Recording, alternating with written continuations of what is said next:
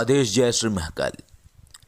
बहुत बार ऐसा होता है इंसान के साथ कि जब वो कोई गलत साधना कर लेता है या कोई ऐसी साधना कर लेता है जो उसे नहीं करनी चाहिए, तो जीवन में बहुत सारी समस्याएं प्रकट हो जाती हैं।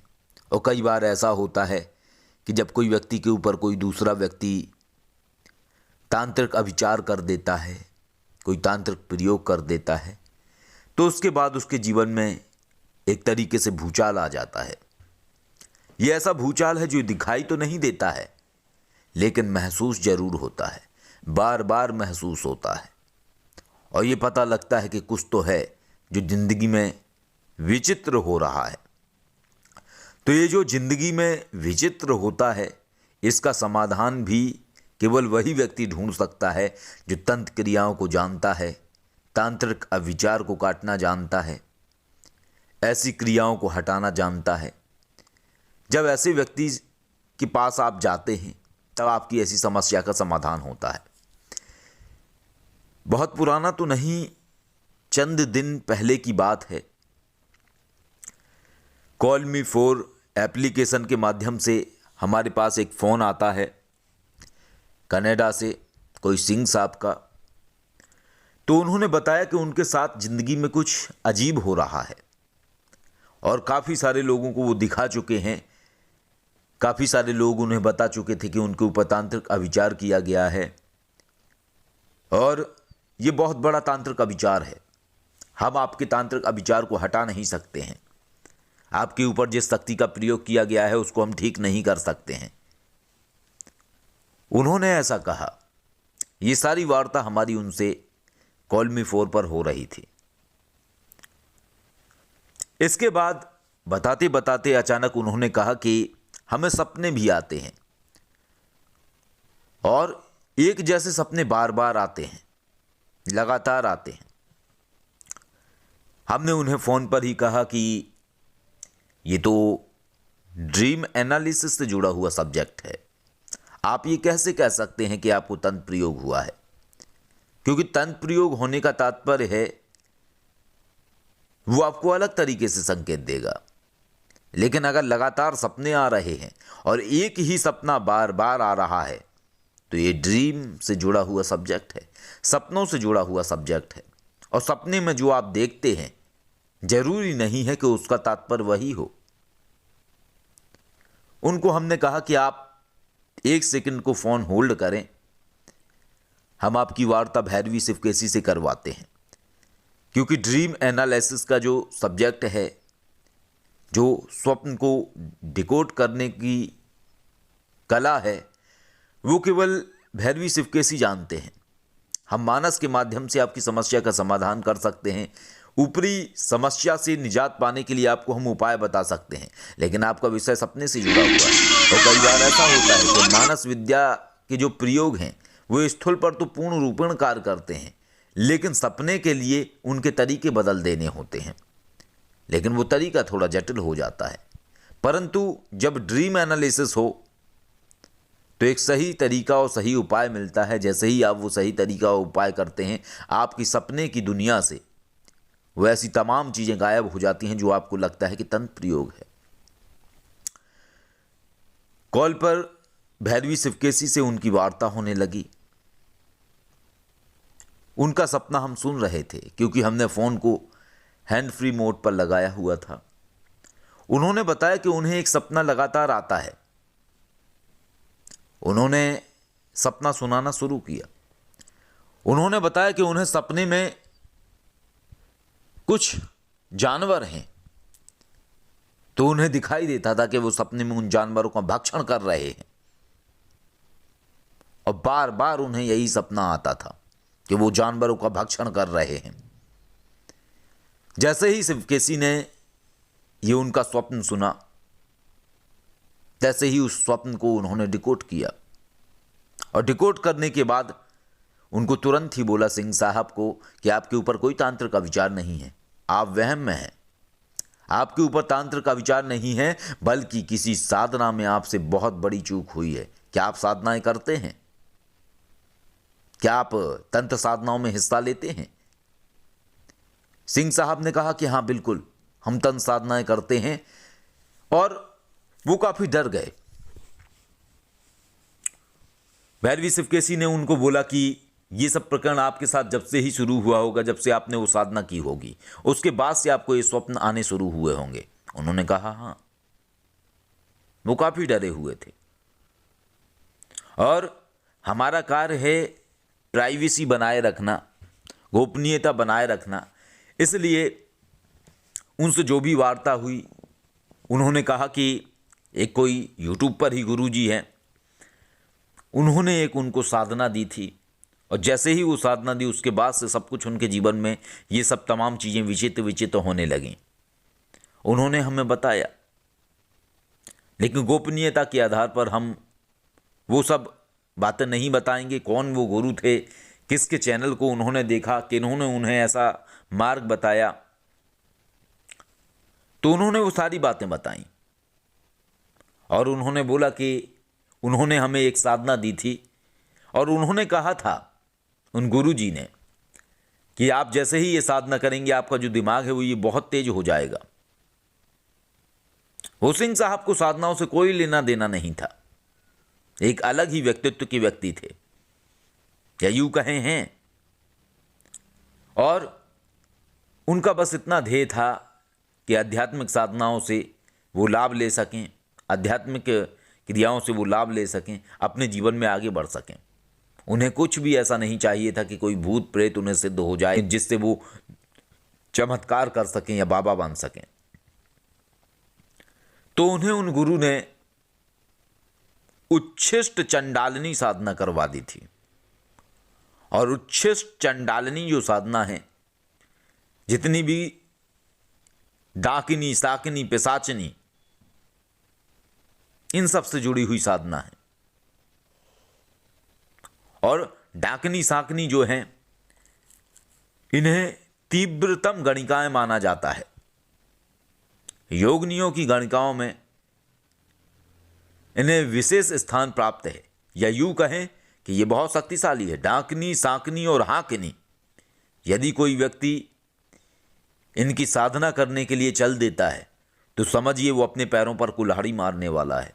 इनकी वेग को समझना, इनकी ऊर्जा को सहन करना किसी के बस की बात नहीं है। और ख़ास तौर से उसकी बात तो बिल्कुल ना करें जो नया व्यक्ति हो।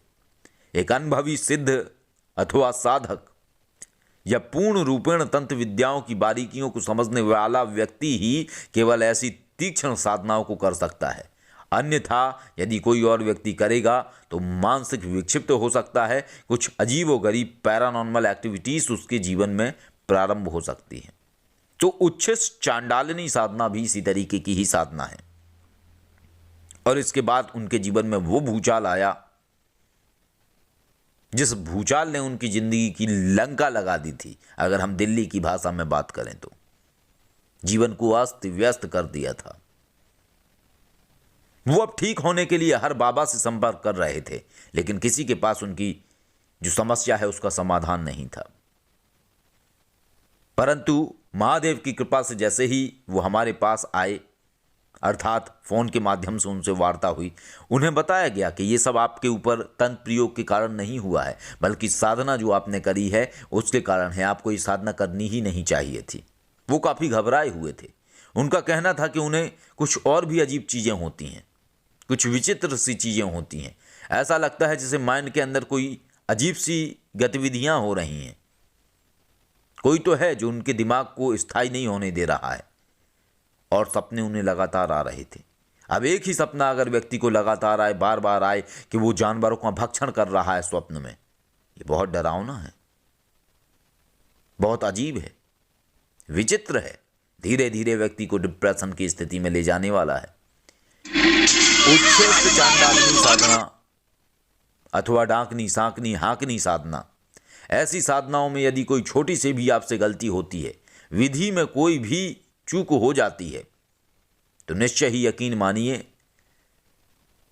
कि आपके जीवन में आप इतनी बड़ी भूल कर रहे हैं, जिस भूल को सही करने के लिए आपको पैसा पानी की तरीके से बहाना पड़ेगा।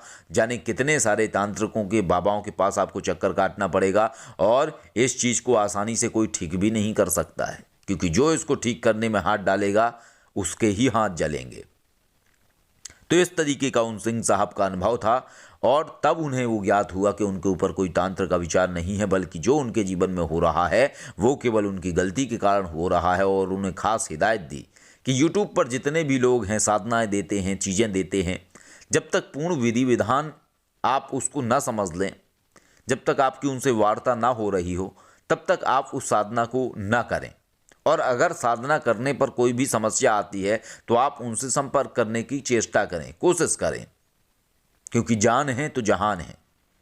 भले आप किसी ऐसे व्यक्ति की साधना देख रहे हैं जो आपसे बात करने के लिए फीस लेता है, कुछ भी है, लेकिन अगर आपके जीवन में समस्या आ रही है तो आपको बात करनी चाहिए, वार्ता करनी चाहिए, अन्यथा आपकी समस्या बहुत विकट समस्या बन सकती है। और ऐसी चीज़ में या ऐसी साधनाओं में ये भी नहीं है कि आप गुरु मंत्र कर रहे हैं तो आप बच जाएंगे। कई बार ऐसा भी होता है कि भले आपके पास गुरु हो या गुरु मंत्र हो, परंतु गुरु आपके पास में नहीं है और आप जब उच्छिष्ट चांडालिनी, डाकनी, साकनी, हाकनी ऐसी साधनाएं आप जब करते हैं तो निश्चय ही छोटी सी भूल भी आपके लिए बहुत बड़ी भूल बन जाती है जीवन में। तो इस तरीके से सिंह साहब के साथ हुआ। उन्हें भैरवी शिवकेशी ने एक उपाय दिया और कहा जैसे ही आप ये उपाय करेंगे तैसे ही वो उच्छिष्ट चांडालिनी जो शक्ति हैं वो चले जाएंगे और आपके साथ जो जीवन में हो रहा है वो सब कुछ नॉर्मल हो जाएगा। तो इस तरीके से सिंह साहब को समाधान दिया गया और हम आशा करते हैं कि इस वीडियो के माध्यम से आप लोग अपने जीवन में ये सीख उतारेंगे कि कोई भी ऐसी साधना नहीं करेंगे जिस साधना को आप पूर्ण रूपेण समझते नहीं हैं, पूर्ण रूपेण आप जानते नहीं हैं। और इसमें कहीं ना कहीं ऐसे लोगों की भी गलती है, ऐसे गुरुओं की भी गलती है जो जिन्हें या तो खुद से पूर्ण जानकारी नहीं है कि ऐसी साधनाएं किसे करवानी चाहिए, किसे नहीं करवानी चाहिए, और उनकी गलती का जो प्रतिफल है वो व्यक्ति के जीवन में घटित हो जाता है इस तरीके से जो यहाँ पे हुआ था। और उनका कहना यही था कि जिन बाबा ने उनको ये मंत्र दिया था उन्होंने बोला था इसका कोई विधि विधान नहीं है, सिर्फ तुम मंत्र जाप करो और कुछ नहीं करना है, सिर्फ मंत्र करो केवल, बस, और कुछ नहीं करना, कोई विधि नहीं है। और जो क्रियाएं बताई गई ऐसी साधनाओं के लिए एक विशिष्ट पद्धति और तरीका होता है। और वो बाबा कोई छोटे मोटे बाबा नहीं है, आज के टाइम में बहुत बड़े ब्रांड बने हुए हैं। और हमने उनको यही बोला कि आखिर इस लेवल तक पहुंचा हुआ आदमी इतना अनाड़ी कैसे हो सकता है। एक कोई व्यक्ति अपने आप को इतने बड़े लेवल पे ले जाए, गुरु पद के लेवल पे, फिर भी वो ऐसी गलतियां कर रहा है तो संभवतः उसके अंदर ज्ञान है ही नहीं। अगर ज्ञान होता तो ऐसी गलतियां वो करता ही ना। तो इस तरीके से हमें और लोगों के विषय में जानकारी होती है कि कौन कितने पानी में है या कितनी किसकी पावर है। कहते हैं हाथी के दांत दिखाने के कुछ और चबाने के कुछ और होते हैं। इसी तरीके से कुछ लोग होते हैं जीवन में जो अपने आप को दिखाते तो बहुत शांत हैं, बहुत सौम्य हैं और ऐसा दिखाते हैं कि अगर आप उन्हें 1000 गालियां भी सामने से देंगे तो वो कुछ भी नहीं कहेंगे। लेकिन वास्तविकता ये है कि जब आप उनके सामने खड़े होके उनको बहुत सारी गालियां देंगे तो वो तुरंत आवेशित होकर खड़े हो जाएंगे और आपको उन गालियों में ऐसा करेंगे कि आपकी गालियों को आपको पलट के भी देंगे और ब्याज में 4-6 गालियां एक्स्ट्रा में आपको देंगे जो आपको सुनी हुई नहीं होंगी। तो ये है उनकी वास्तविकता। यानी बाहर लोग कुछ और दिखाते हैं, अंदर वास्तविकता में उनके अंदर कुछ और होता है। और सच्चा व्यक्ति वही है जो अंदर है, वही बाहर होना चाहिए। भ्रम क्यों दिखाना। आध्यात्मिकता स्वतंत्रता सिखाती है, बंधन नहीं सिखाती। आध्यात्मिक व्यक्ति को स्वतंत्र होना चाहिए, बंधन में बंधा हुआ नहीं होना चाहिए। यदि वो गालियां देता है तो देता है, नहीं देता है तो नहीं देता है, आवेशित रहता है तो रहता है, नहीं रहता है तो नहीं रहता है। अपना स्वभाव कोई नहीं बदलता है, चाहे स्वभाव जैसा भी हो, लेकिन व्यक्ति के अंदर ज्ञान जरूर होना चाहिए। अक्सर हमने ये भी सुना है कि बहुत सारे लोग कहते हैं कि साधु सन्यासी और संतों को शांत होना चाहिए। यदि साधु सन्यासी संत शांत होते हैं तो दुर्वासा ऋषि को क्यों भूल जाते हैं लोग, वो क्या थे फिर। और दुर्वासा ऋषि के अंदर यदि क्रोध अपार मात्रा में था तो ज्ञान भी उनके अंदर अपार मात्रा में था। तो ऐसे बहुत सारे रहस्य हैं जो अनछुए हैं, अनजाने हैं, जिन्हें आप नहीं जानते हैं, नहीं आप समझते हैं। आप जितना सुनते हैं लोगों से आप केवल उतना ही जानते हैं। ज्ञान को समझने के लिए सिर्फ लोगों से सुनना पर्याप्त नहीं है, ज्ञान को आत्मसात करिए, उसको समझने की चेष्टा करिए और खुद से उसको अनुभूत करिए, तभी आप सत्य और भ्रम में फ़र्क जान पाएंगे। तो यदि आपको ऐसी कोई समस्या है, स्वप्न से जुड़ा हुआ कोई विषय है, सपने से जुड़ी हुई कोई समस्या है, तो आप कॉल मी फॉर एप्लीकेशन के माध्यम से आप हमें फ़ोन कर सकते हैं। आप प्ले स्टोर में जाइए, अगर आप एंड्रॉयड फ़ोन यूज करते हैं तो आप प्ले स्टोर में जाइए, वहाँ पे लिखिए कॉल मी फॉर, 4 डिजिट का गणित वाला 4 लिखिए, तैसे ही आपको एप्लीकेशन दिखाई देगा। आप उसको डाउनलोड करिए, उस पर अपना प्रोफाइल बनाइए, सर्च के ऑप्शन में जाके उसी एप्लीकेशन में ही विश्वनाथ अघोरी टाइप करिए और सर्च करिए, वहाँ से हमें आप कॉल कर सकते हैं डायरेक्टली, और जो भी आपकी समस्या है आप उसके विषय में कंसल्ट कर सकते हैं, बात कर सकते हैं। ड्रीम से संबंधित समस्या है तो आपको उसका ड्रीम से संबंधित उपाय दिया जाएगा। इसके अलावा अगर आपको कुल देवी देवता के विषय में जानकारी चाहिए या कोई अन्य समस्या है, किसी अन्य चीज़ के विषय में आप जानकारी चाहते हैं या वार्ता करना चाहते हैं, तो आप कॉल मी फॉर एप्लीकेशन के माध्यम से वार्ता कर सकते हैं। अगर आप आईफोन यूज करते हैं तो आप अपने ऐप स्टोर में जाइए, वहाँ भी आप इसी तरीके से कॉल मी फॉर लिख के सर्च करेंगे, वहाँ से आप एप्लीकेशन डाउनलोड कर लीजिए। तो इस तरीके से आप हमसे संपर्क कर सकते हैं और अपनी समस्याओं का समाधान कर सकते हैं। तो इस तरीके से आप करके अपनी समस्याओं को मिटा सकते हैं, जानकारी प्राप्त कर सकते हैं। सावधान रहिए, सुरक्षित रहिए, देखा देखी किसी भी साधना को ना करिए और 10 लोगों के पास भटकना बंद कर दीजिए, क्योंकि ऐसा कोई डॉक्टर नहीं है जिसके पास बीमारी बताने का फॉर्मूला तो हो लेकिन इलाज ना हो। ऐसा डॉक्टर किस काम का जो आपको बता तो दे कि तुम्हें ये बीमारी है लेकिन इलाज ना कर सके उस चीज़ का। तो आपको चाहिए कि आप ऐसे डॉक्टर के पास जाएं जो आपको बीमारी बताए तो आपको इलाज भी बताए कि आप ठीक कैसे होंगे। और वहम को अपने अंदर ना पालें कि आपके अंदर कोई नकारात्मक शक्ति है या आप पे किसी ने तंत्र प्रयोग किया है। कई बार स्थितियां ऐसी होती हैं कि आपके ऊपर तंत्र प्रयोग नहीं होता है, बल्कि आप सोचते हैं कि बल्कि आपके ऊपर तंत्र प्रयोग हुआ है, वास्तविकता में कुछ और ही आपके साथ हुआ होता है और पूरा ब्रह्मांड एनर्जी से भरा हुआ है। कई बार तो ऐसा भी होता है ना आपके ऊपर कोई तंत्र प्रयोग होता है ना कुछ होता है, नेगेटिव एनर्जीज अपने आप से आपके साथ जुड़ जाती हैं और आपके जीवन में कुछ अजीब और गरीब घटनाएं घटित होने लगती हैं। तो आज के लिए इतना ही। आशा करते हैं इस वीडियो से आपको बहुत कुछ सीखने को मिलेगा और आप समझ पाएंगे कि तंत्र साधना जितनी अच्छी हैं उतनी ही बुरी हैं अगर आप इन्हें सही तरीके से नहीं करते हैं और आप इनमें आदि गलतियां कर देते हैं तो आपको बहुत भारी समस्या का सामना करना पड़ सकता है। तो इस बात को याद रखिए और साधनाओं को करने में कोई भी गलती या चूक ना करें। सदैव दैवीय साधनाएं ही करें अथवा मानस साधनाएं करें जिनको करने में आपको कोई हानि ना हो, कोई नुकसान ना हो। आदेश। जय श्री महाकाल।